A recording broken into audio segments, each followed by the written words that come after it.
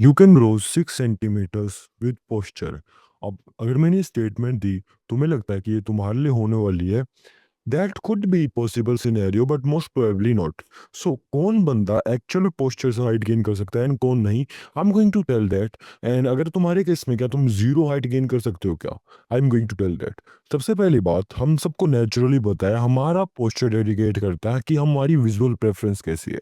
For example, अगर मेरा posture बेकार है कि मेरी गर्दन सामने की तरफ फॉरवर्डेड है, तो ऑब्वियसली बाय डिफॉल्ट मेरी गर्दन आगे की तरफ होगी, तो स्ट्रेट नहीं होगी।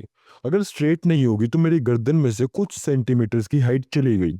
जो हाइट मेरी थोड़ी ज्यादा हो सकती थी, अब परसेप्शन में कम लग रही है। पहला पॉइंट। Second is frame. हम सबको पता है कि जो हमारा फ्रेम, देखो हमारे पास दो तरीके के बॉडी प्रपोर्शन होते हैं। एक होती है हमारी हाइट, जैसे कि मेरे शरीर में लंबाई कितनी है। एक होती है मेरी विड्थ, कि मैं चौड़ा कितना हूँ, मेरी क्लेविकुलर बोन कितनी है। सो अगर हमारे शोल्डर्स राउंडेड है, सामने की तरफ मुड़े हुए हैं, आगे की तरफ झुके हुए हैं, इन दैट केस हमारी परसेप्शन कम लगती है, हमारी विड्थ कम लगती है। तो सिर्फ हाइट नहीं कम हो रही, हमारी विड्थ भी कम हो रही है, एंड इवेंचुअली हुए हम बैड लगेंगे। उसके बाद हमारी स्पाइन। अब तुम्हारी स्पाइन ज्यादा कंप्रेस होएगी, जो तुम्हारी स्पाइन में से हाइट चली जाएगी कुछ सेंटीमीटर्स की। अलोंग विद दैट, जब तुम्हारे जो हिप्स है, हिप्स फॉरवर्ड हो जाएंगे, तो कुछ वहां से भी हाइट चले जाएगी। अब हर जगह से ऐसा नहीं है कि 20-20 सेंटीमीटर की, 10-10 इंच की हाइट जा रही है। कुछ थोड़ी थोड़ी जा रही है। कि अगर लेट्स से तुम्हारी हिप्स टिल्टेड है, तो मे बी 1 से 2 सेंटीमीटर की हाइट। फॉरवर्ड हेड से हमारी मे बी 1 से 2 सेंटीमीटर की हाइट। तो अगर तुम्हारा पोस्चर एब्सोल्यूट वर्स है, लाइक मेरी तरह, मेरा इतना वर्स नहीं कह रहा कि तुम कोई बिल्कुल मुड़े हुए हो, तुम्हारा डिफॉर्म हो। That could be another case, उसमें तुम्हें और भी ज्यादा मिल सकती है। बट एक नॉर्मल केस बता रहा हूँ। मेरा जो गर्दन है वो आगे की तरफ फॉरवर्डेड है, मेरे शोल्डर्स राउंडेड है, और मेरे एंटीरियर पेल्विक टिल्ट है, मेरे हिप्स पीछे की तरफ टर्न होते हैं गर्ल्स की तरह। तो इस केस में मेरी हाइट कम हो जाती है एब्सोल्युटली 6 से लेकर 7 सेंटीमीटर। तो तुम्हारे केस में अगर तीनों चीजें हैं, तो तुम्हें 6 से लेकर 7 सेंटीमीटर मिल सकता है। अगर सिर्फ स्पाइन है तो 1 से लेकर 2 सेंटीमीटर, सिर्फ ग्लूट से 1 से 2 सेंटीमीटर, एंड बाकी चीजों के हिसाब से।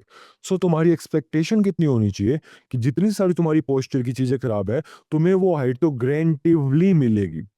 अब दूसरी बात, ये तो थी हमारी एक्सपेक्टेशन कि हमने पोस्चर फिक्स किया, हमें इंस्टेंटली हाइट कितनी मिलेगी। बट हम बात करते हैं, अगर तुम मेरे हाइट प्रोटोकॉल पे हो, और अगर तुम मैकेनिकल स्टिमुलस को अप्लाई करते हो, उस केस में भी तुम्हारी हाइट नहीं बढ़ेगी अगर तुम्हारे पास सुपरमैन पोस्चर नहीं है। By superman posture what I mean is कि तुम्हारी बॉडी बिल्कुल स्ट्रेट एंड अपराइट चेस्ट है, तुम्हारी चेस्ट बिल्कुल लाइक पंप है, बाहर की तरफ है, और एक तरीके से प्रोजेक्ट कर रही है कि तुम अल्फा हो। इस केस में तुम्हारी हाइट ज्यादा बढ़ेगी। देखो, बहुत सारे फिजियोलॉजिकल एंड साइकोलॉजिकल रीजंस है। नंबर वन, सबसे पहला नीड। जो एक सबसे जरूरी बात थी जिसका यूज करके हमारी हाइट बढ़ने वाली थी, दैट इज अ नीड। कि हमें हाइट की नीड है, हमें हाइट की जरूरत है। देखो, ऐसा नहीं है कि तुम्हारी बॉडी बिना किसी रीजन के हाइट बनाने वाली है। फॉर एग्जाम्पल, अभी मैं एक नॉर्मल इंसान हूं जो कि एक नॉर्मल हाइट पे है। अगर मेरे को हाइट बनानी है, मेरी बॉडी को ट्रेंडमस अमाउंट में एनर्जी स्पेंड करनी होगी। अगर जैसे कि मेरी मसल्स बनानी पड़ेगी, मेरी बोन्स बनानी पड़ेगी, मेरी नर्व्स बनानी पड़ेगी। लिटरली में मेरे पैर में जितनी भी चीजें एग्जिस्ट करती है, वो सब बड़ा होगा, तब जाके मेरी हाइट बड़ी होगी। और अगर बॉडी को अगर लिटरली में सब कुछ बनाना है, तो बॉडी को बहुत ही मैसिव एनर्जी लगानी होगी। अब हम सबको पता है हमारी बॉडी प्रेफर नहीं करती एनर्जी लगाना। हमारी बॉडी का सिर्फ एक ही सबसे प्यारा गोल है, दैट इज एनर्जी को सेव करके रखना। अगर हम ज्यादा खाना खाते हैं, तो वो एक्स्ट्रा एनर्जी बॉडी वेस्ट नहीं करती, निकाल नहीं देती। उस एक्स्ट्रा एनर्जी को बॉडी फैट बना के स्टोर करके रखती है। सो इवन तो तुम्हें एस्थेटिक्स वाइज अच्छा दिखना और तुम्हें फैट नहीं चाहिए, लेकिन बॉडी को फर्क नहीं पड़ता तुम्हारे एस्थेटिक्स से। बॉडी को फर्क पड़ता है सिर्फ और सिर्फ सर्वाइवल से। एंड एनर्जी हमारे लिए जरूरी है, तो बॉडी एनर्जी को बचा के रखती है। इसी और एग्जांपल दूं, अगर तुम कोई काम भी करते हो, वो कम से कम एनर्जी लगती है, तो तुम्हें ज्यादा पसंद आता है। फॉर एग्जाम्पल, हम ह्यूमंस है, हम हमेशा से मूव करते आए हैं। अगर आज मैं आदिवासी होता, पुराने जमाने में होता, तो हम हमेशा एक्सप्लोर करते वर्ल्ड को। मैं इधर से उधर जाते रहता, नई नई जगह खोजता, ऐसे ऐसे काम करता। हम ह्यूमंस हमेशा वॉक करते हैं, एक्सप्लोर करते हैं। रीजन इस, हमारी आंखों के सामने कुछ ना कुछ चेंज होते रहना चाहिए।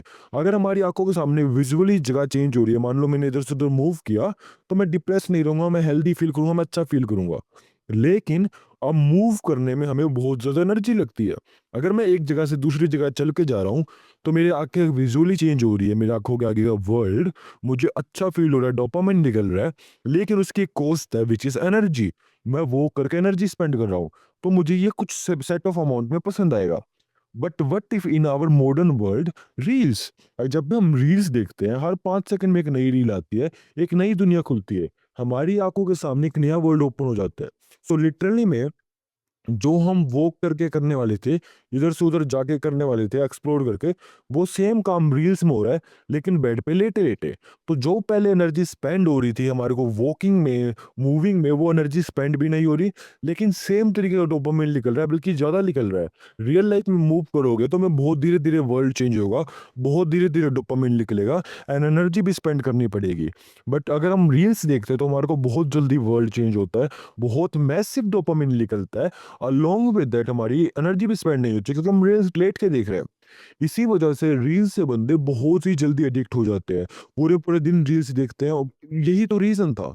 हमारी बॉडी सर्वाइवल के लिए रील्स देख रही है, क्योंकि देखो हम ह्यूमंस मूव करना चाहते थे, हम चाहते थे हमारी आंखों के आगे कुछ चेंज होए और वो रील्स में होता है और बिना एनर्जी स्पेंड करे। सो तुम्हें लगता है तुम रील्स इसलिए वो हो क्या बोलते हैं एडिक्टेड हो क्योंकि इसमें तुम्हारा टेंशन स्पैन नहीं है, या फिर तुम्हारे पास काम करने को नहीं है, या फिर तुम्हारे पास पर्पस नहीं है। नहीं मेरे भाई, अगर ये रीजन होता तो बस कुछ गिने चुने लोग एडिक्टेड होते। पूरा वर्ल्ड ही रील से एडिक्टेड है for a simple reason, because of energy. हमारी बॉडी एनर्जी को जितना प्रिजर्व कर सकती है उतना फायदा होता है। एग्जाम्पल के लिए हम चीनी, जब हम चीनी खाते हैं, कोई भी मीठी चीज खाते हैं, हमें पसंद आती है। क्यों पसंद आती है? क्योंकि चीनी में बहुत ही ह्यूज कैलोरीज होती है, एनर्जी होती है, कार्बोहाइड्रेट्स होती है। चीनी ब्लड में जल्दी जाके अब्जॉर्ब होती है, एकदम एनर्जी का स्पाइक देती है, हमें एनर्जी मिलती है, इसलिए हमें मीठा खाना पसंद है। अब हमें फास्ट फूड क्यों पसंद है? ऑयल, वो सीड ऑयल से बनता है, सीड ऑयल्स में लिटरल में फैट होता है जो कि 9 कैलोरीज होती है। फैट में बहुत ह्यूज अमाउंट में कैलोरीज होती है एंड वो कैलोरीज हम एनर्जी की तरह यूज कर सकते हैं। सो जो भी चीज़ों में अच्छी कैलोरीज होती है हमें बाय डिफ़ॉल्ट पसंद आ जाता है। क्यों? क्योंकि हमारे को एनर्जी मिल रही है। हमारी बॉडी नहीं सोचती कि हमारे लिए क्या हेल्दी है, हमारे लिए क्या अच्छा है, हम एस्थेटिकली सुंदर कैसे दिख सकते हैं। Body only cares about energy, कि जितनी ज़्यादा तुम एनर्जी को प्रिज़र्व करोगे, उतना ज़्यादा तुम एनर्जी को फ्यूचर के लिए यूज़ कर पाओगे, उतना ज़्यादा तुम सर्वाइव करोगे। क्योंकि आज के मॉडर्न वर्ल्ड में अबंडेंस है। अबंडेंस ऑफ फूड की, तुम्हें अनलिमिटेड फूड मिलता है, अनलिमिटेड सोने का मिलता है, सब कुछ मिलता है। लेकिन अगर हम आदिवासी की बात करें, जब सब चीज़ें अनलिमिटेड नहीं थी, तो हमारे पास गिनी-चुनी चीज़ें थी। तो हमें बचा के रखना होता था शरीर में, ताकि हम उसका लेटर यूज़ कर सकें। जैसे ऊँट को देख लो, ऊँट के अंदर पानी वो क्यों बचा के रखता है रेगिस्तान में अपनी कमर के अंदर, कुबड़ के अंदर? क्योंकि बाद में यूज़ कर सके। तो उसकी बॉडी उस तरीके से इवॉल्व हुई है, अडैप्ट हुई है।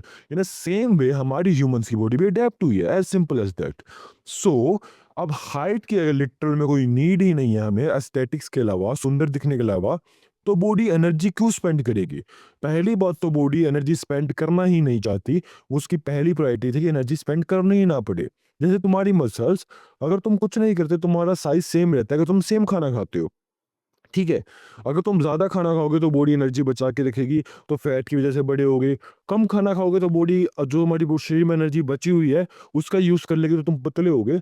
लेकिन अगर तुम सेम खाना खाते हो और कुछ वर्कआउट नहीं करते, तुम सेम साइज़ के रहते हो। क्यों? क्योंकि बॉडी एनर्जी नहीं स्पेंड करना चाहती मसल्स बनाने में। पर अगर हम बात करें, तुमने वेट लिफ्ट किया, बाइसेप कर्ल्स मारा, तुम्हारे बाइसेप में माइक्रो टीयर्स हुए या कोई भी डैमेज हुआ, अब वो डैमेज अगर बाइसेप्स में या किसी भी मसल्स में है, तो हमारी लाइफ के लिए प्रॉब्लम होगी। अब उस मसल्स को मूव करने में दिक्कत होगी, हमारी बॉडी के लिए सर्वाइवल में दिक्कत होगी। मसल्स एक इंपॉर्टेंट चीज थी बॉडी के लिए, अगर मसल्स रिपेयर ना हुई, दैट इज अ प्रॉब्लम। सो हमारी बॉडी क्या चाहती है? मसल्स को रिपेयर करना। सो अब इस केस में हमें एनर्जी स्पेंड करनी होगी। तो बॉडी क्या करती है? मसल्स को रिपेयर करती है, दैट इज की एनर्जी स्पेंड करा, क्योंकि ये जरूरत थी। अगर मसल्स को रिपेयर ना किया तो मसल्स को ढंग से यूज नहीं कर पाएंगे। अब बॉडी में मसल नाम की कोई चीज है जिसका हम रोज अपने वेट उठा रहे हैं, जिस पर हम एनर्जी स्पेंड कर रहे हैं। फॉर एग्जाम्पल, तुम्हारा दिल धड़कता है, जो खून जाता है मसल्स में जाता है, उसमें एनर्जी लगती है। कोई भी काम में बहुत ज्यादा एनर्जी लग रही है तुम्हारी बॉडी में जिंदा रखने के लिए, जैसे मसल्स को, अगर उसको हम यूज ही ना कर पाए तो ये तो लिटरल वेस्ट हो गया। कि बॉडी के अंदर मसल्स नाम की चीज़ है, उसमें हम इतनी एनर्जी स्पेंड कर रहे हैं, ब्लड स्पेंड कर रहे हैं, बहुत तरह एफर्ट कर रहे हैं और हम उस मसल्स का यूज़ ना कर पाए तो दिक्कत हो जाएगी। दैट्स व्हाई बॉडी उसकी रिपेयरिंग कर देती है। लेकिन ये रिपेयरिंग अगर बार-बार करनी पड़े, हर बार करनी पड़े, तो ये तो एनर्जी कॉस्टली हो गया कि आज मैंने वॉक किया, मेरे पैर में दिक्कत हो गई और बॉडी ने इसको रिपेयर किया। कल मैंने वॉक किया, वापस पैर में दिक्कत हो गई, बॉडी ने रिपेयर किया। रोज़ माइक्रो डैमेज को बॉडी रिपेयर करती है। लेकिन ये तो रोज़ एनर्जी स्पेंड हो रही है। व्हाट इफ बॉडी सोचे कि मैं अपनी मसल्स को बड़ा कर लूँ? अब देखो, वॉक करने में मेरे को साइज़ मसल्स का साइज़ चाहिए था। अब उस मसल के साइज़ में अगर मेरी मसल टियर हो रही है, तो बाय डिफ़ॉल्ट सी बात है कि मेरी मसल अगर थोड़ी-सी बड़ी होती, टियर नहीं होती। इसको इस तरीके से समझो, अगर बाइसेप में तू आज 10 किलो उठाता है और तेरी मसल टूट रही है, तो हम क्या कह सकते हैं कि तेरी मसल्स 10 किलो के हिसाब से नहीं है। तुझे 12 किलो तुझे तेरी मसल अगर बड़ी होगी तब जाके 10 किलो उठा पाएगी, ठीक है? तो इन अ सेम वे अगर हमारी मसल रोज़ टूट ही रही है और हमारी बॉडी रोज़-रोज़ एनर्जी स्पेंड नहीं करना चाहती, तो बॉडी मसल्स बनाती है। यही तुमने जिम में देखा होगा, कोई बंदा जिम कंसिस्टेंटली करता है, तब जाके मसल्स बनती है, डे 1 पे नहीं बनती। एंड बॉडी अडैप्ट क्यों करती है? ताकि सेम चीज़ से हमारी मसल्स ना टूटे। अगर हम कोई एक्टिविटी डेली कर ही रहे हैं, उसमें एनर्जी स्पेंड कर ही रहे हैं, तो उसमें एनर्जी स्पेंड ना करने पड़े, इस वजह से बॉडी अडैप्ट करती है। तो अगली बार तुम्हें मसल्स को बड़ा करना है तो तुम्हें ज्यादा वेट लेना पड़ेगा क्योंकि पिछले वेट पे मसल्स अडेप्ट कर चुकी है। यही प्रोग्रेसिव ओवरलोड था। तो in the same way this is called need, कि तुम्हें मसल्स की नीड थी, तो तुम्हारी बॉडी ने मसल्स बनाई। बॉडी ने मसल्स खुद से नहीं बनाई। तुम्हें रोज एक एक्टिविटी करनी थी, अगर वो नहीं कर तुम रोज करते ही हो, तुम्हारे को माइक्रो टीयर होता है। अब उस माइक्रो टीयर को रोज रिपेयर करना पड़ता है, तो रोज एनर्जी ना लगानी पड़े। इट इज कि तुम्हारे को ज्यादा मसल्स की नीड है, तो बॉडी ने मसल्स बना दी। इन अ नॉर्मल एनवायरनमेंट जब कोई नीड ही नहीं थी, बॉडी ने मसल्स नहीं बनाई थी। अब इन अ सेम वे अगर हम पैर की बात करें, जैसे पैर में मसल्स हमारी ग्रो हो सकती है, हमारी टिश्यूज ग्रो हो सकती है, बोन डेंसिटी ग्रो हो सकती है। सो व्हाट इफ अगर हमने सब चीजों की नीड प्रोवाइड करवा दी, सब चीजें बड़ी होंगी। अगर सब चीजें बड़ी होगी तो हमारी हाइट बड़ी होगी, as simple as that. But problem यहाँ पे ये आती है कि जैसे कि मसल्स के लिए होता है मैकेनिकल स्टिमुलस जो कि था वेट लिफ्टिंग, वैसे बोन्स के लिए मैकेनिकल स्टिमुलस होता है। फॉर एग्जांपल अगर मैं जंप करता हूँ एक जगह से, तो मेरी बोन्स में छोटे छोटे माइक्रो फ्रैक्चर होंगे। अब उस माइक्रो फ्रैक्चर्स को कैल्शियम आके रिपेयर करेगा, एंड इवेंचुअली अगर हम रोज करते हैं तो बोन्स अडेप्ट करती है। That is a bone density. अब वंस अगेन मेरी बात ध्यान से सुनो, मैं बोल रहा हूँ बोन डेंसिटी, मैं ये नहीं बोल रहा बोन लेंथ। तो अगर तुम्हें लगता है कि मैं बात कर रहा हूँ बोन लेंथ की, नहीं, मैं बात कर रहा हूँ बोन डेंसिटी। अब डेंसिटी होती है विड्थ, हमें विड्थ नहीं बढ़ानी थी, हमें लेंथ बढ़ानी थी हाइट के लिए। सो वंस अगेन अगर तुम कोई भी मैकेनिकल स्टिमुलस करते हो, उससे बॉडी अडेप्ट करती है डेंसिटी के फॉर्मेट में, लेंथ के फॉर्मेट में नहीं करती। बट हमारा गोल तो लेंथ था। बट हमने जिस तरीके से बात करी थी, हमारी मसल्स दो काम करती है। एक तो मसल्स हमारी रिपेयरिंग करती है डैमेज से और स्ट्रोंगर बनाती है, ताकि हमारे को अगली बार डैमेज ना हो। और दूसरा मसल्स के साइज को बड़ा करती है। इन अ सेम वे अगर हम जंप करते हैं तो हमारी बॉडी बोन्स की डेंसिटी बढ़ाती है, ताकि बार बार हमें जंप से डैमेज ना हो। वो that is a survival, that is a repairing. But दूसरा प्रोसेस क्या होता है कि अगर हम डेली जंप्स करते हैं, रोज करते हैं, तो हमारे को रोज जंप में एनर्जी स्पेंड करनी पड़ रही है। अब देखो, हमारे को हाइट बनाने में एनर्जी स्पेंड करनी पड़ती है, that is one point. Body energy spend नहीं करना चाहती। हमें जंप करने में एनर्जी स्पेंड करनी पड़ती है, that is another point. Body energy spend नहीं करना चाहती। सो जिस पॉइंट पे हाइट बनाने की energy is less than jump करने की एनर्जी, तो बॉडी वो चूज कर लेगी। अगर जंप बनाने में डेली एनर्जी लग रही है, इवेंचुअली एनर्जी कंपाउंड हो रही है और हमें एनर्जी स्पेंड नहीं करनी, तो बॉडी हाइट बना लेगी। अब इसमें हाइट का रोल कहां से आया? इट इज लाइक किस चीज की नीड। फॉर एग्जाम्पल, मुझे कोई चीज को मूव करना है, तो उसके लिए मसल्स की नीड होती है, तो बॉडी मसल्स बनाएगी, बोन्स नहीं बनाएगी। इवन दो बोन्स की भी नीड होती है, मैं एग्जांपल दे रहा हूँ मेटाफोरिकली। बट अब देखो, हम नेचुरली क्यों जंप करते हैं? अब हम जंप कर ही क्यों रहे हैं फर्स्ट प्लेस पे? अब किसी भी ह्यूमन की बॉडी को ले लो, किसी भी जानवर को ले लो, कोई भी जानवर कभी भी मूव नहीं करता बिना किसी रीजन के। अगर तुम अपनी गली के कुत्ते को देखोगे, अगर उसे भूख लग रही है तो वो मूव करेगा खाना ढूंढने के लिए। अगर उसे कोई फीमेल दिखे और उसको रिप्रोड्यूस करना, तब वो मूव करेगा। अगर उसे कोई केयर टेकर मिला, ह्यूमन मिला, उसके पास जाके मूव करेगा। अगर कोई एनिमी में दिखा अटैक करना, तब जाके मूव करेगा। बट मेजोरिटी ऑफ केसेस में वो कुत्ता पूरे दिन लेटा रहेगा, रिलैक्स करेगा, चिल करेगा, बिना वजह के मूव नहीं करेगा।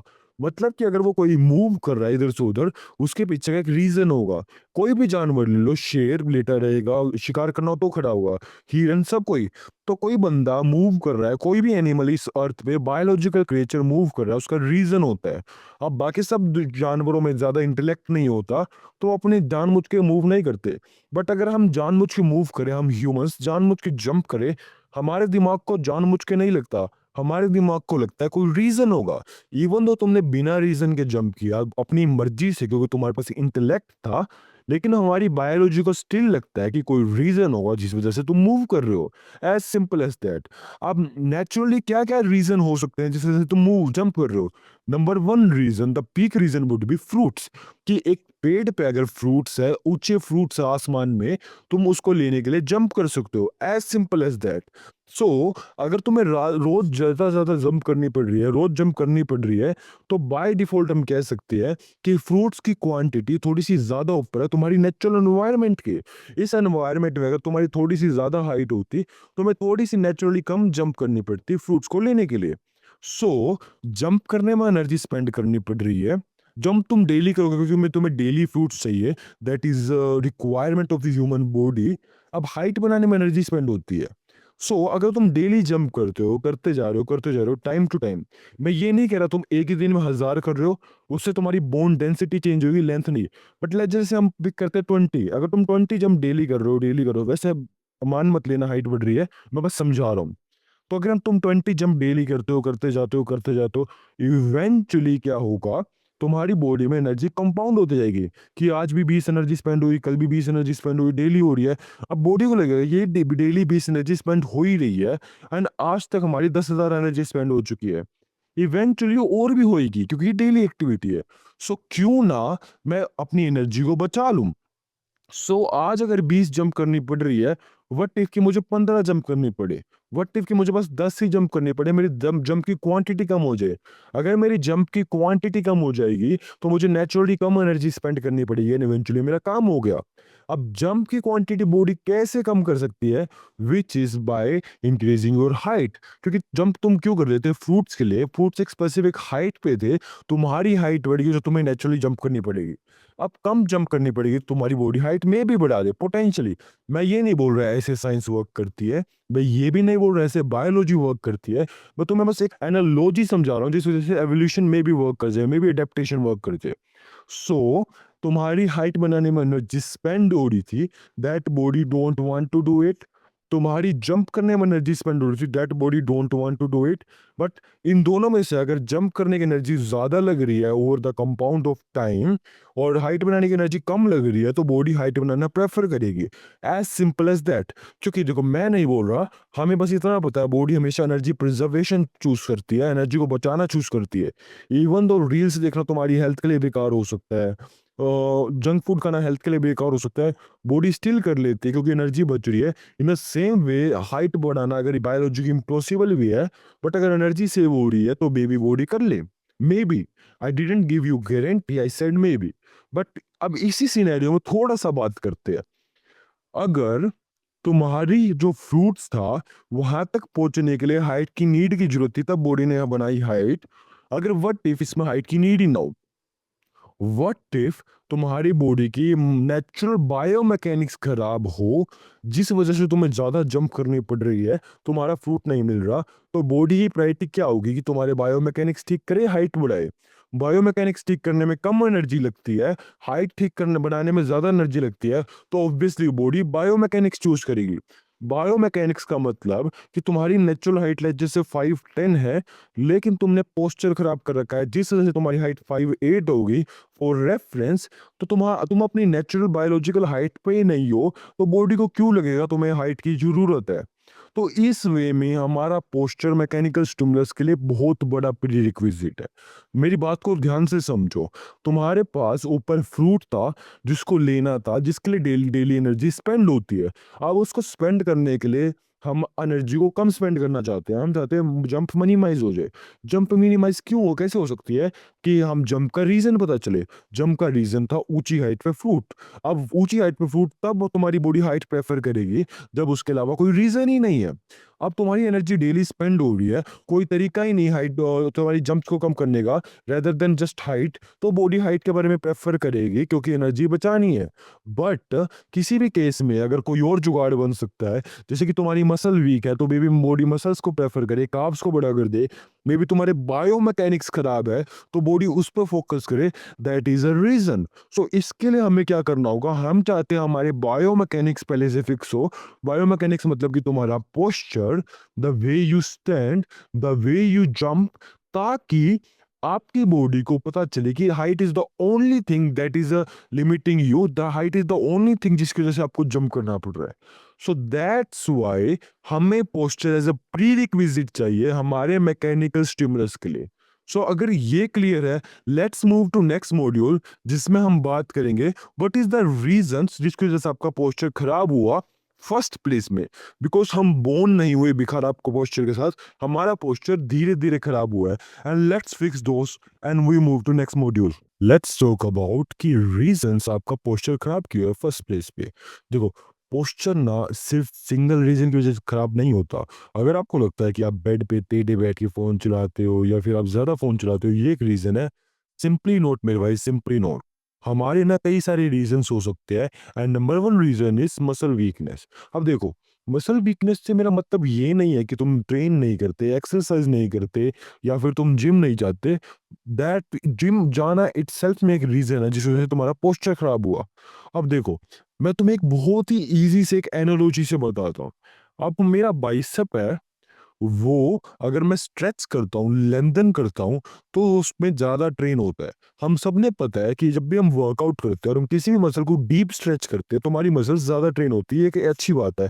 और ज़्यादा जो मैकेनिकल स्टिमुलस पड़ता है, ज़्यादा लोड पड़ता है। सो अगर तुम्हें चेस्ट की मसल्स को ज़्यादा बनाना है तो तुम क्या करोगे, जो तुम्हारे बैक डेक फ्लाई या हाथ को पीछे लेके जाओगे। रीजन इज तुम्हें स्ट्रेच मिले, या किसी भी लेंदन पोजीशन में हम अपनी मसल्स को रखते हैं, उस पोजीशन में हमारी मसल्स ज्यादा बनती है शॉर्टर पोजीशन के। इवन तुमने सुना भी होगा, अगर तुम्हें थोड़ी बहुत भी जिम की नॉलेज है, तुम्हें इतना पता होगा कि तब जब तुम अपनी बाइसेप कर्ल्स में हाथ को नीचे ले जाते हो, जब लेंदन होता है, अगर तुम उसको रजिस्ट करते हो, धीरे ले जाते हो, तुम्हारी मसल्स ज्यादा बनेगी। ऊपर लाने से भी, मतलब कि तुम बाइसेप कर्ल मार रहे हो, बाइसेप ऊपर लेके आ रहे हो, उसमें कम मसल बनेगी बाइसेप नीचे ले जाने से। इवन चेस्ट में, देखो चेस्ट में जब तुम मसल तुम्हारी नीचे आ रहा है वेट, उसको तुम रोक रहे हो, उसमें ज्यादा मसल बन रही है लेंदन पोजीशन में, रेदर देन ऊपर ले जाने में। अगर तुम वेट को ऊपर लेके जा रहे हो चेस्ट में बेंच प्रेस पे, उसमें कम मसल बनती है नीचे लाने से। It is as simple as that. So हम बाय डिफॉल्ट क्या कह सकते हैं, अगर हम अपनी बाइसेप को लेंदन पोजीशन में रखूं तो ज्यादा एनर्जी स्पेंड होगी बाइसेप के अंदर, शॉर्टन पोजीशन में कम एनर्जी स्पेंड होगी। अब हम हर मॉड्यूल में यही बात करते आ रहे हैं, बॉडी को एनर्जी स्पेंड नहीं करनी। सो अगर मैं तुमसे पूछूं बाय डिफॉल्ट कि अगर तुम बॉडी होते हो तो तुम्हें एनर्जी बचानी है, अब मैंने बाइसेप को फ्लेक्स किया, बाइसेप को छोटा कर दिया, तो बाइसेप में कम एनर्जी लग रही है। बाइसेप को स्ट्रेच किया, हाथ को लंबा कर दिया, तो बाइसेप में ज्यादा एनर्जी लग रही है। तो तुम क्या चूज करोगे?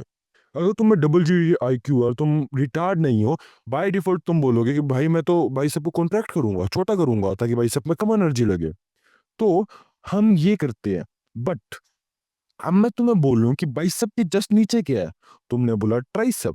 अब देखो, अगर तुमने बाइसेप को, बाइसेप जो जुड़ा हुआ है वो एक हड्डी पे है, उसी हड्डी पे ट्राइसेप जुड़ा है। तो बाइसेप और ट्राइसेप एक ही हड्डी पे जुड़े हैं, अलग अलग नहीं है। सो अगर तुम बाइसेप को कॉन्ट्रैक्ट करते हो, छोटा करते हो, बाय डिफॉल्ट जो तुम्हारा ट्राइसेप है वो स्ट्रेच हो जाता है, बड़ा हो जाता है। अब अगर तुम बाइसेप को बड़ा करते हो, लेंदन करते हो, बाय डिफॉल्ट जो तुम्हारा ट्राइसेप है वो छोटा हो जाता है। सो अगर तुम बाइसेप की एनर्जी को सेव कर रहे हो तो तुम्हारी ट्राइसेप की एनर्जी ज्यादा स्पेंड होगी, और अगर तुम ट्राइसेप की एनर्जी को सेव कर रहे हो तो तुम्हारी बाइसेप की एनर्जी ज्यादा स्पेंड होगी। पर तुम्हारी बॉडी क्या चाहती है? एनर्जी को बचाना। तो हम कैसे चूज करेंगे? सो बाइसेप ट्राइसेप में से जो ज्यादा एनर्जी कंज्यूम करता है उसमें एनर्जी सेव करेंगे, और जो कम कंज्यूम करता है उसमें ज्यादा एनर्जी स्पेंड करेंगे। सो ऑब्वियसली जो साइज एक डिपेंड करता है। अब ट्राइसेप का साइज हमारे बाइसेप से बड़ा होता है, ये हम सबको पता है। सो बाय डिफॉल्ट हम ट्राइसेप की एनर्जी सेव करते हैं, ट्राइसेप को छोटा करते हैं और बाइसेप को लंबा करते हैं, क्योंकि एनर्जी तो दोनों में लगेगी, बट बाइसेप में कम लगती है ट्राइसेप में, तो बाइसेप में लगा लेंगे। तो इस वजह से हमारा हाथ नेचुरली नीचे रहता है। रहने को तो तुम जानबूझ के ऊपर कर सकते हो, बट अगर अपने आप छोड़ दो, रिलैक्स कर दो, रेस्ट करना हो तो हम हाथ को नीचे करेंगे। सो हमारी बॉडी में हर एक मसल की अपोजिट मसल होती है। जैसे मेरी चेस्ट है, चेस्ट की अपोजिट मसल हुई अपर बैक। मेरे क्वाड्स है, क्वाड्स की अपोजिट मसल हुई ग्लूट्स या हैमस्ट्रिंग। मेरे फ्रंट डेल्ट है, उसकी अपोजिट मसल हुई रियल डेल्ट। तो हर एक मसल का अपोजिट मसल है। अब हमारी बॉडी बाय डिफॉल्ट एक मसल को लेंथन पोजीशन में रखती है, स्ट्रेच में रखती है, और एक मसल को छोटी पोजीशन में रखती है, छोटे में रखती है। तो हमारा पोस्चर खराब इस वजह से नहीं है कि हमारी मसल्स खराब है या हमारी हड्डी खराब है। उसका रीजन ये है कि हमारी जो मसल स्ट्रोंग होनी चाहिए थी वो लिटरल में वीक है। तो अगर मैं शोल्डर्स की बात करूँ, मेरे रियल डेल्ट मेरे कम वीक है कंपैरेटिवली फ्रंट डेल्ट के। अब मेरा फ्रंट डेल्ट स्ट्रॉन्ग है तो फ्रंट डेल्ट छोटा हो जाएगा, रियल डेल्ट खुल जाएगा तो फ्रंट डेल्ट की तरफ शोल्डर झुक जाएंगे, तो शोल्डर आगे की तरफ मुड़ गए। Same with neck, same with glutes. हर एक जगह का पोस्चर खराब है। रीजन यही है कि जो मसल हमें स्ट्रॉन्ग करनी थी उसके अपोजिट मसल ज्यादा स्ट्रॉन्ग है। अब अपोजिट मसल ज्यादा स्ट्रॉन्ग बनती क्यों फर्स्ट प्लेस पे? दैट इज अ जिम या फिर होम जिम। देखा, अब हम नॉर्मल वर्कआउट में जब बच्चा था, मैं घर पे वर्कआउट करता था, मैं पुशअप मारता था, जिससे मेरे फ्रंट डेल्ट ट्रेन हो गए, जिससे मेरे बहुत एक्सट्रीम फ्रंट डेल्ट ट्रेन हो गए, चेस्ट ट्रेन होगी। या मैं पुलअप मारता था एट मैक्स, जिससे मेरे बैक अपर बैक ट्रेन हो गया, थोड़ा बहुत रियल डेल्ट ना के बराबर हुआ। अब फ्रंट डेल्ट तो बहुत ज्यादा ट्रेन हो रहा है क्योंकि मैं बहुत ज्यादा पुशअप मारता था। रियल डेल्ट ना के बराबर ट्रेन हो रहा है। इवन मैं पुलअप्स भी कभी कभी मारता था, कभी कभी तो पर जाता ही नहीं था। तो मेरा फ्रंट डेल्ट बहुत बड़ा होतेगा, इवेंचुअली मेरा फ्रंट डेल्ट बहुत स्ट्रॉन्ग है रियल डेल्ट की कंपैरिजन में। तो मेरी बॉडी फ्रंट डेल्ट को रेस्ट करवाती है और रियल डेल्ट को काम करवाती है। अब मेरे सराउंडेड शोल्डर हो गए, मेरे शोल्डर खराब हो गए। तो जिस पॉइंट पे मैं अपने शोल्डर्स में रियल डेल्ट को ज्यादा ट्रेन कर लूंगा, उस पॉइंट पे मेरी बॉडी रियल डेल्ट को ज्यादा बड़ा करेगी फ्रंट डेल्ट के कंपैरिजन में। अब जिस पॉइंट पे मेरा फ्रंट डेल्ट का साइज रियल डेल्ट से बड़ा हो गया, उस पॉइंट पे मेरी बॉडी रियल डेल्ट को रेस्ट करवाएगी, छोटा करेगी, फ्रंट डेल्ट को खोल लेगी। अब जब रियल डेल्ट छोटे होंगे पीछे की तरफ, मेरे शोल्डर जैसे अभी आगे की तरफ है, उल्टे अपोजिट डायरेक्शन में पीछे की तरफ चले जाएंगे। और उसके बाद मेरी बॉडी नेचुरली वैसे रखेगी और मैं सुपरमैन या वेम्पायर पोस्चर लगेगा। अब एक बात सुनो, मैं करने को तो शोल्डर्स को अभी पीछे कर सकता हूँ, बट अगर मैं जानबूझ के अपने पोस्चर को ठीक करने लगूं तो मैं थक जाता हूँ। That is energy spend. यही हम बात कर रहे हैं कि ज्यादा एनर्जी स्पेंड होती है। सो अगर बाय डिफॉल्ट अगर तुम्हारी पीछे वाली मसल ज्यादा स्ट्रांग हो जाए तो तुम्हारी बॉडी उसको रेस्ट में लगेगी और तुम पोस्चर को खराब करने लगोगे, तब जाके तुम थक जाओगे। सो सबसे पहला रीजन जो हमारा मसल वीकनेस का था, दैट इज सिंपली कि जो तुम्हें मसल स्ट्रॉन्ग करनी थी वो से अपोजिट मसल तुमने इतना स्ट्रॉन्ग कर लिया कि अब वो मसल हमारी रेस्ट करती है। जैसे कि फ्रंट डेल्ट हमारा रेस्ट करता है, हमारा चेस्ट रेस्ट करती है, हमारे क्वाड्स रेस्ट करते हैं, हमारी लोअर बैक रेस्ट करती है। अब जो मसल हमें स्ट्रॉन्ग करनी थी वो हमारे काम करती है, जैसे कि एब्स काम करते हैं, हमारे रियल डेल्ट काम करते हैं, क्योंकि ये छोटी मसल्स है। तो हम अगर अपने रियल डेल्ट को बड़ा कर ले फ्रंट डेल्ट के कंपैरिजन में, मिड ट्रैप को बड़ा कर ले, लोअर ट्रैप को बड़ा कर ले, कोर मसल्स को बड़ा कर ले, डीप नेक फ्लेक्सर को बड़ा कर ले, इवेंचुअली हमारी मसल वीकनेस क्योर हो जाएगी। सो मसल वीकनेस का मतलब ये नहीं था कि तुम वर्कआउट नहीं करते। मसल वीकनेस का मतलब ये भी नहीं था कि तुम्हारी मसल छोटी है। मसल वीकनेस का मतलब सिंपली ये था, अपोजिट मसल के कंपैरिजन में एक्चुअल मसल वीक है, जिस वजह से तुम्हारा पोस्चर खराब है। ऐसा भी हो सकता है तुमने बहुत साल जिम किया, तुम्हारी बॉडी बहुत बढ़िया है, लेकिन फ्रंट डेल्ट की वॉल्यूम कंपैरेटिवली ज्यादा है, तो तुम्हारा पोस्चर खराब हो गया बाय डिफॉल्ट। कोई बंदा कभी जिंदगी में जिम नहीं करता तो उसका पोस्चर ठीक रहता, तुम्हारा खराब होगा। बट इसमें कोई बुरी बात नहीं है, इसको अपोजिट से फिक्स करा जा सकता है। अब दूसरा रीजन हो सकता है हमारे पोस्चर खराब होने का, दैट इज मसल टाइटनेस और मसल स्टिफनेस। अब देखो, मेरी अगर चेस्ट मसल बहुत ज्यादा टाइट है तो अगर मैं उसको डीप स्ट्रेच करूंगा तो वो हो ही नहीं पाएगी। सेम विद मेरे टाइट लेप्स या टाइट हिप फ्लेक्सर, ये मेरी स्टिफ स्पाइन है अपर बैक की। तो अगर कोई भी मसल थोड़ी सी टाइट है तो हम वो अपने आप को पुअर पोजीशन में पुल कर लेती है। तो सिंपली में अगर मैं बात करूं तुम्हारी मसल्स की, तुम्हारी मसल कहीं पे स्टिफ हो गई ड्यू टू तुम्हारे एनवायरनमेंट की वजह से, तुम कोई एक्टिविटी डेली करते हो, कोई भी रीजन हो सकता है, वट एवर रीजन, तुम्हारी कोई मसल में स्टिफनेस है, ये टाइटनेस है, that could be a reason कि तुम एक स्पेसिफिक पोजीशन में हो जाओ। तो अपोजिट तुम्हारे पास रेंज ऑफ मोशन ही नहीं होगा। इवन तो तुम्हारी बॉडी पोस्चर को फिक्स करना चाहती है, सब कुछ है, लेकिन रेंज ऑफ मोशन ही नहीं है, तो इस वजह से मे बी ये रीजन होगा, मे बी जिससे पोस्चर खराब हो। अगला हमारा रीजन हो सकता है हैबिट और मोटर पैटर्न। अब देखो, जो काम हम डेली करते हैं वो हमारी हैबिट्स बन जाती है। इवेंचुअली नर्वस सिस्टम उसको अडेप्ट कर जाता है और वो हमारी मोटर पैटर्न्स बन जाते हैं। तो अगर हम डेली, अगर तुम बेड पे लेटते हो सर ऊपर करके तकिए की जगह पे अपने बेड की तरफ, तो तुम्हारा नेक फॉरवर्ड हो जाएगी। सेम वे अगर तुम टेढ़ा सोते हो शोल्डर को टेढ़ा करके, that could be a reason. अब अपने फोन को नीचे करोगे या डेस्क पे काम करोगे या लंबे समय तक ड्राइव करोगे या गेमिंग करोगे राउंडेड शोल्डर की तरफ। अब इससे होगा क्या, दो रीजन। सबसे पहला, जो तुम्हारी अपोजिट मसल्स थी वो तो वर्क कर रही है, कुछ मसल रेस्ट कर रही है, तो जो तुम्हारा पोस्चर खराब था इवेंचुअली और खराब होगा क्योंकि मसल्स वीकनेस की वजह से। एंड सेकेंडली, तुम्हारी ये हैबिट बन जाएगी, मोटर पैटर्न बन जाएगा, जिस वजह से तुम्हारा पोस्चर ठीक नहीं होगा। इवन दो सुनो, अभी अगर मैं तुम्हें बताऊंगा कि तुम्हें मसल वीकनेस को कैसे क्योर करना है, मैं तुम्हें बताऊंगा मसल स्टिफनेस को कैसे क्योर करना है, लेकिन अगर तुमने मोटर पैटर्न्स को चेंज नहीं किया, जो कि मैंने मॉड्यूल भी है, तो भी अगर मैं तुम्हें सब कुछ बता भी दूं तुम्हारे लिए कुछ काम नहीं करेगा। एंड तुम सालों सालों तक पोस्चर फिक्स करते रहोगे। तुमने देखा होगा कुछ बंदे रोज स्ट्रेचिंग करते हैं, सब कुछ करते हैं, लेकिन उनका पोस्चर फिक्स नहीं होता। That is a simple reason is motor patterns. तो हमें मोटर पैटर्न्स को जस्ट चेंज नहीं करना कि आज फोन नहीं चलाया, ये नहीं चलाया। ये तो हो गया कि तुम नेगेटिव से न्यूट्रल आ गए, लेकिन हमें पॉजिटिव चीजें इंट्रोड्यूस करनी है जो कि हम आगे बात करेंगे। अब हो गया स्ट्रक्चरल फैक्टर, कि तुम्हारे रिब की शेप ही ऐसी है, तुम्हारी शोल्डर की शेप ही ऐसी है, तुम्हारा बोन स्ट्रक्चर ही ऐसा है। इस केस में तुम नहीं कर सकते। अब देखो, हर किसी का परफेक्ट पोस्चर नहीं होता। अगर तुम अज्यूम कर रहे हो कि हर किसी का नेचुरली सुपरमैन पोस्चर होता है और सब कोई सेम लगेगा, नहीं। कुछ लोगों के बोन स्ट्रक्चर ही ऐसा होता है जिस वजह से वो नहीं कर सकते। अब इस केस में तुम अपना पोस्चर को फिक्स नहीं कर पाओगे। बट सैड होने की बात नहीं है। देखो, हम अपना पोस्चर फिक्स क्यों कर रहे थे? हाइट के लिए। हाइट के लिए क्यों? क्योंकि हमारी बॉडी बायोमैकेनिक्स के लिए पोस्चर फिक्स कर रही थी। बट व्हाट इफ कि तुम्हारी बायोमैकेनिक्स खराब ही नहीं है? बायोमैकेनिक्स खराब होने का मतलब कि जो तुम्हारा नेचुरल बोन स्ट्रक्चर था उसको तुमने अल्टर कर दिया मसल वीकनेस के कंप की वजह से। मतलब नेचुरली तो मेरे शोल्डर पीछे रहते हैं, बट मसल की वजह से आगे हो गए। इन सेम वे, अगर तुम्हारा नेचुरली आगे है तो तुम्हारी बॉडी को लगेगा ही नहीं तुम्हारे बायोमैकेनिक्स खराब है, और तुम्हारी बॉडी सेम मैकेनिज्म करेगी जो एक नॉर्मल बंदे में कर रही थी। तो हमें परफेक्ट पोस्चर नहीं चाहिए था, हमें तुम्हारा बायोलॉजिकल पोस्चर चाहिए था जो तुम्हारे एग्जिस्ट करता है, जो अल्टर हो चुका है। अगर तुम उस बायोलॉजिकल पोस्चर पे आ जाओगे, तुम्हारे सारे मैकेनिज्म वर्क करने वाले हैं, तो तुम्हें दिक्कत लेने की जरूरत नहीं है अपने स्ट्रक्चरल इश्यूज में। तो अगर तुम्हें स्ट्रक्चरल इशू है तो तुम्हें चेंज भी नहीं होगा, तुम्हें चेंज करने की जरूरत भी नहीं है। लेकिन तुम्हें पता कैसे चलेगा तुम्हें स्ट्रक्चरल इशू है? अब देखो, अगर मैं अपने शोल्डर, अभी अपने जो मैं पोस्चर को मैन्युअली फिक्स करता हूँ, मैं अपने पोस्चर को जानबूझ के फिक्स करने की कोशिश करता हूँ, अगर मैं 1 सेकंड के लिए भी कर पा रहा हूँ तो इसका साथ सब मतलब है मेरे पास स्ट्रक्चरल इशू नहीं है। अब देखो, मेरी हड्डी है फोर आर्म्स की, अब मैं ऐसा तो नहीं है ना बेंड कर दूं बीच में से आउट ऑफ नोवेयर, क्योंकि हड्डी बेंड नहीं होती। That is a structural issue. But मैं अपने जॉइंट को बेंड कर सकता हूँ, अपने हाथ को मूव कर सकता हूँ, दैट इज मेरे पास है। सो इन द सेम वे, अगर तुम पोस्चर को बस 1 सेकंड के लिए भी कर पा रहे हो, सिंपल सा मतलब है तुम्हारी मसल्स रीजन है, मसल थक जाती है, स्टिफनेस है, दैट इज अ रीजन।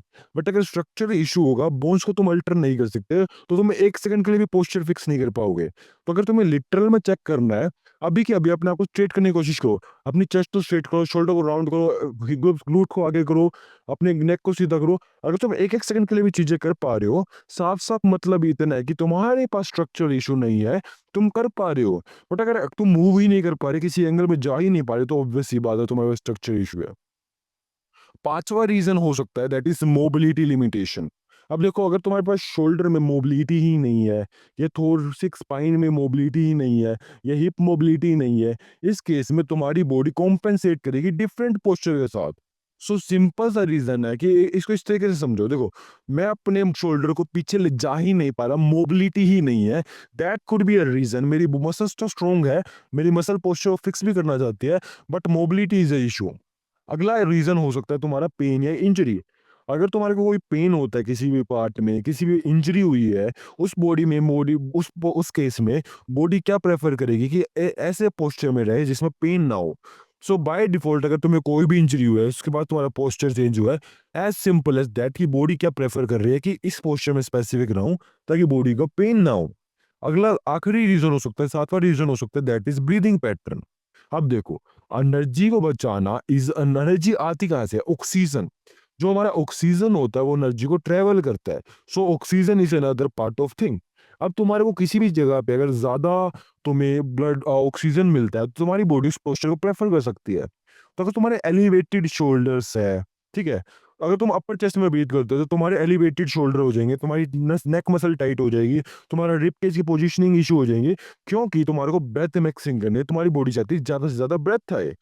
तो अगर तुम लिटरली में अपनी ब्रीदिंग पैटर्न को चेंज करते हो, तुम्हारी बॉडी पोस्चर को चेंज कर लेगी, क्योंकि बॉडी हमारे पोस्चर को उस हिसाब से अडेप्ट करती है जिस हिसाब से हमें ज्यादा से ज्यादा ऑक्सीजन मिले। सो अगर मैं अपर चेस्ट में ब्रीथ करता हूँ तो मेरी बॉडी अपने पोस्चर को इसी हिसाब से रखेगी ताकि हमारे लंग्स मैक्स आउट खुल सके और मुझे ज़्यादा से ज़्यादा ऑक्सीजन मिले। बट अगर मैं अपने स्टमक से ब्रीथ करता हूँ या डायफ्राम से ब्रीथ करता हूँ तो मेरी बॉडी लिटरल में पोस्चर को चेंज कर देगी। सो इट इज़ लाइक जो तुम्हारा नेचुरल ब्रीदिंग पैटर्न है उसके हिसाब से बॉडी पोस्चर को रखती है, एंड दैट्स इट। सो गिनती के 7 रीजंस है, तुम्हारे केस में से सातों के सातों भी हो सकते हैं, मे बी एक भी हो। तुम्हें क्या करना है, तुम्हें सातों के सातों को फिक्स करना है, and eventually you can fix your posture according to biomechanics, जो हमारा काम करेगा हमारे हाइट के लिए। So that's for this module. अगर आपको पूरा कोर्स चाहिए, you can check out the first link in description, and we have a bunch of courses just like this. आपके लिए मैं हर हफ्ते कोई ना कोई कोर्स बनाता हूँ। You just literally need to pay one time fee my भाई, and you will get a lifetime access जिसमें तुम्हें बंच ऑफ कोर्सेज मिलते रहेंगे क्योंकि I keep updating new course. तो आज की वीडियो के लिए इतना ही, फिर मिलते हैं, बाय।